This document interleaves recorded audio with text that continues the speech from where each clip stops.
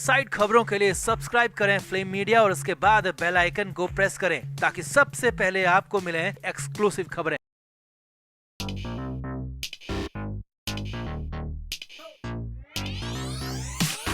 महाराष्ट्र की सियासत की सबसे बड़ी खबर है, आज की बहुत बड़ी खबर है और इतनी बड़ी खबर है कि कोल्हापुर से निकली ये गूंज मुंबई तक, दिल्ली तक पहुंच गई, क्योंकि उद्धव ठाकरे पर इस बार करारा वार वो किसी और ने नहीं बल्कि उनके ही करीबी, उनके ही मेंटोर माने जाने वाले शरद पवार ने किया। और पूरी तरह से शरद पवार ने चीथड़े उड़ाकर ठाकरे को ध्वस्त कर दिया। यहाँ तक पूछ लिया कि कौन उद्धव ठाकरे, मैं नहीं जानता। इसके बाद तो महाराष्ट्र की सियासत में बुधवार की सुबह सुबह भूचाल आ गया। पवार ने सुबह सुबह ऐसा क्या कहा और इसके पीछे पवार का गेम क्या है वजह, सब कुछ आपको दिखाते हैं, बताते हैं। आप भी इस वीडियो को शेयर करें और कमेंट बॉक्स में अपनी राय जरूर दें।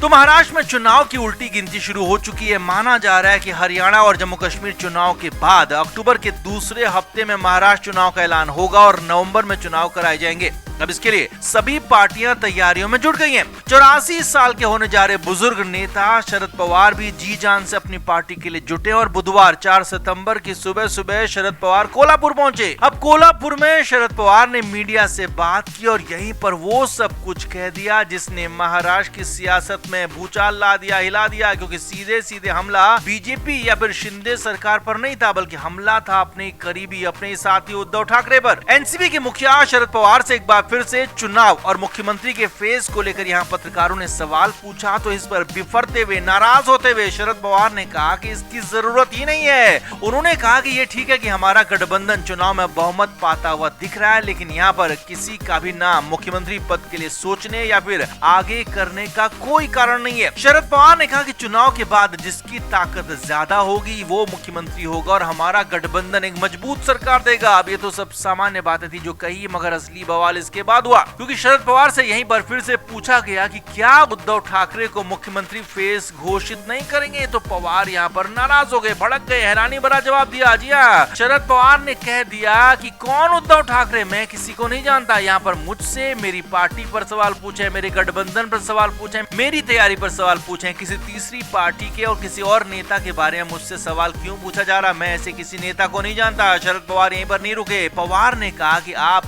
जिनकी और जिन पार्टियों की बात कर रहे हैं तो उन पार्टियों से जाकर पूछें, क्या उनकी पार्टी में सारे नेता उनके साथ हैं, क्या सभी उनको समर्थन कर रहे हैं या फिर अपनी ही पार्टी में उनको समर्थन नहीं है। अब यहाँ पर बहुत बड़ा गेम शरद पवार ने खेल दिया, क्योंकि यहाँ पर शरद पवार का इशारा संजय राउत की तरफ हो सकता है, जो कि शरद पवार के भी बेहद करीबी माने जाते हैं। और हो सकता है कि पवार के ही इशारे पर संजय राउत उद्धव ठाकरे के खिलाफ कई बार कुछ बगावती सुर दिखा चुके हैं और इसीलिए तो उद्धव ठाकरे भी संजय राउत से नाराज हैं। अब यहाँ पर शरद पवार ने आगे यहाँ तक कह दिया कि 1977 में जब इमरजेंसी के बाद चुनाव हुए थे देश में, तो सभी दलों ने किसी को नेता नहीं चुना था और मोरारजी देसाई को तब प्रधानमंत्री बनाया गया था और उनके नाम का ऐलान, नाम का चुनाव नतीजों के बाद ही हुआ था। अब यहाँ पर शरद पवार का बड़ा इशारा ये हो सकता है कि चुनाव में किसी भी अपने सहयोगी पार्टी को आगे ना किया जाए, खुद को आगे किया जाए, क्योंकि कांग्रेस हो या फिर शिवसेना यूपीटी हो या फिर शरद पवार की पार्टियां हो, ज्यादा से ज्यादा सीटों पर चुनाव लड़ना चाहते हैं और ज्यादा से ज्यादा सीटें जीतना चाहते हैं ताकि चुनाव के बाद मुख्यमंत्री का पद अपने पास रहे। क्योंकि जिस पार्टी की ज्यादा सीटें होंगी, माना जा रहा है कि उसको ही यहाँ पर मुख्यमंत्री का पद ऑफर हो सकता है, चाहे वो महायुति हो या फिर महाविकास अघाड़ी।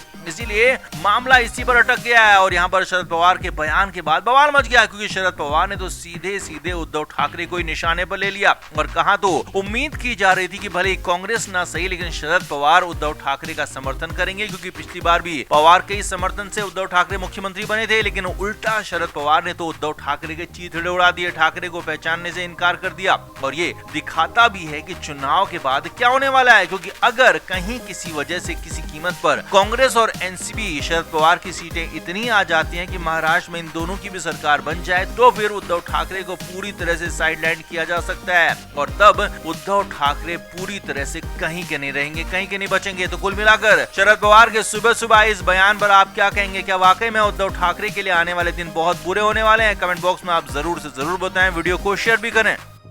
तो महाराष्ट्र में सरकार बनाने के लिए सियासी पार्टियां किसी भी हद तक जाने को तैयार दिख रही हैं। जो उद्धव ठाकरे और उनकी पार्टी हमेशा ही मुस्लिमों के खिलाफ की राजनीति करती थी, मुस्लिम विरोध पर ही उनकी पूरी सियासत चलती थी। लेकिन पहले महाविकास अघाड़ी बना, उसके बाद इंडिया गठबंधन में एंट्री हुई और उसके बाद लोकसभा चुनाव में मुस्लिमों के वोट उद्धव ठाकरे और उनकी पार्टी को जमकर मिले। इसके बाद तो ये ठाकरे के लिए बिल्कुल अलग हालात थे और हालात ये हो गए कि जो उद्धव ठाकरे हमेशा मुस्लिम विरोध पर तुले रहते थे, उन्होंने मुस्लिमों को साधना शुरू कर दिया और इसी को लेकर विधानसभा चुनाव की प्लानिंग तक करने लगे। मुस्लिम प्लान पर काम होने लगा। सूत्रों के मुताबिक खबर है कि उद्धव ठाकरे ने एक खास प्लान बनाया था जिसे मुस्लिम प्लान कहा जा रहा था, क्योंकि इस प्लान के मुताबिक 50% टिकटों को मुस्लिम उम्मीदवारों को देने की प्लानिंग थी। जी हाँ, बड़ी खबर सूत्रों के हवाले से हम आपको बता रहे हैं कि उद्धव ठाकरे की पार्टी मुस्लिम उम्मीदवारों को 50% विधानसभा के टिकट देने की तैयारी कर रही थी। ऐसी बातें आ रही हैं और इसके लिए तर्क ये दिया जा रहा था कि हिंदू वोट तो उनके पास है ही, मुस्लिमों को टिकट देने से पूरा का पूरा मुस्लिम वोट भी उनकी तरफ शिफ्ट हो जाएगा और सरकार बनाने में ज्यादा से ज्यादा सीटें जीतने में बिल्कुल आसानी होगी और नई सरकार में उद्धव ठाकरे बेहद ज्यादा ताकतवर हो जाएंगे। हालांकि सिर्फ प्लानिंग के लेवल पर ही हो रहा था, अभी इसमें कुछ कार्रवाई हुई नहीं थी, लेकिन इससे पहले ये प्लान लीक हो गया, बेनकाब हो गया, पर्दाफाश हो गया और उसके बाद मराठा नेता भड़क गए। जी हाँ, सूत्रों के हवाले से खबर है कि कुछ मराठा नेता सुबह सुबह उद्धव ठाकरे से मिलने पहुंच गए और इस बात पर विरोध जता दिया कि ऐसा आखिर क्यों हो रहा है। मराठा नेताओं ने कहा कि हमने हमेशा शिवसेना को आगे रखा, मराठाओं को कम सीटें दी गई और हमेशा उसके बाद भी मराठाओं ने कभी नाराजगी नहीं जताई, हमेशा शिवसेना का ही साथ दिया। तो ऐसे में हमारी सीटें कम करके मुस्लिमों को क्यों दी जा रही हैं, इस पर खासा विवाद हो गया।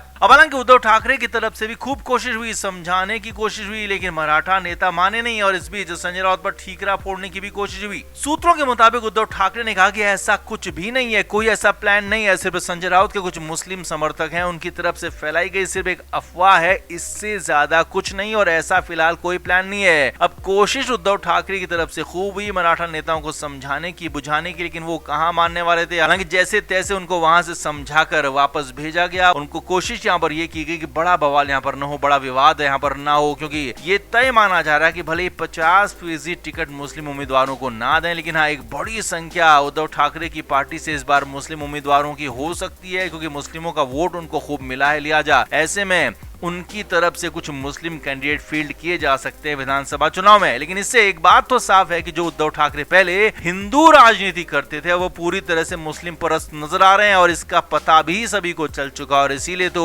मराठा नेता नाराज हो गए, मराठा नेता भड़क गए। अब यहाँ पर बड़ा सवाल, बड़ी बात यह भी है कि अगर मराठा नेता चुनाव से पहले नाराज हो गए, फाइनली उद्धव ठाकरे को अपना वोट नहीं देने का फैसला कर लिया, तो भी उद्धव ठाकरे के लिए मुश्किलें आ सकती हैं, क्योंकि मराठा वोट जहां भी जाता है करीब करीब एक मुश्त ही पड़ता है। तो ऐसे में क्या वाकई में मराठाओं की नाराजगी उद्धव ठाकरे को, उनकी पार्टी को भुगतनी पड़ेगी विधानसभा चुनाव में? कमेंट करके आप जरूर बताएं, वीडियो को शेयर भी करें।